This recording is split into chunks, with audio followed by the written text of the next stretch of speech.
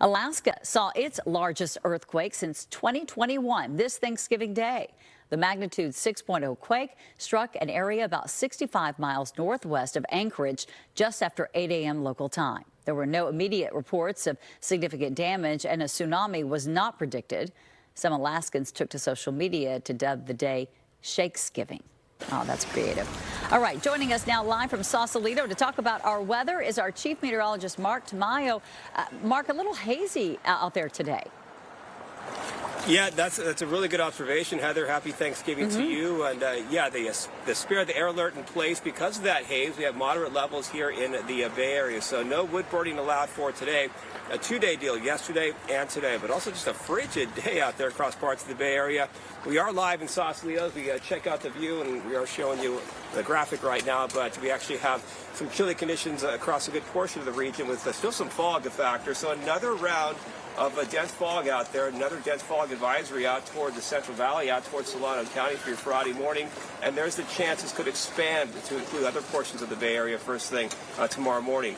Visibilities right now, not too bad. You can see around 2.5 miles to around 4 to 7 miles. But just like last night and the night before, those visibilities will come down quite a bit.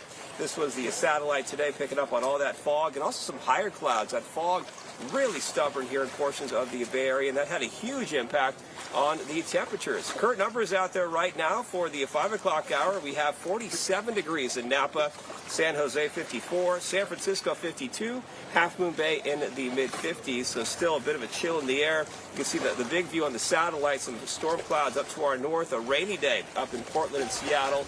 We just have some high clouds dropping into Northern California, and we still have a bit of a breeze out there. You can see winds right now, not too bad, but there's a gust in Napa out of the east of 20 miles an hour. So that offshore wind has been transporting some of that Central Valley fog into portions of the Bay Area. Right now, you can see calm winds out toward Half Moon Bay.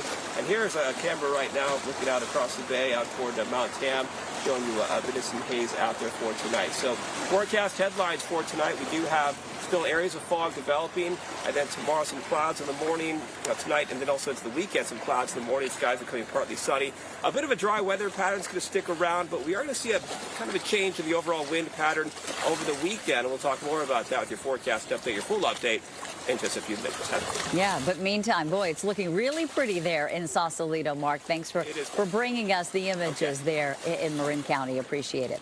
All right, today marks the first Thanksgiving since those devastating wildfires in Southern California.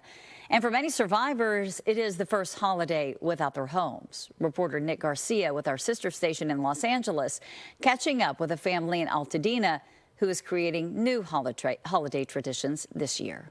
This is the place where we have all those memories, and now it's all gone. After losing everything but each other in the Eden fire, Nellie Head and her family are grateful to be in a rental home nearby. It wasn't easy. We went in 6 different places, but finally we find this house at least, and it's close enough to the kids' school and work. After the fire, they temporarily lived in Northridge, Menifee, Azusa, Glendale, Big Bear, Arcadia, and finally now in Pasadena. But this Thanksgiving, as they walk through where their home once stood, they're missing Altadena. We're, focusing on us being together and being safe, and starting new traditions, picking out new decorations with the kids and keeping the traditions. Traditions like the family tamale recipe. It was lost in the fire, but Karina recreated it from memory, and those tamales will be on the table Thursday. And we've come as close as we could get to it, and now we can pass that on through the generations.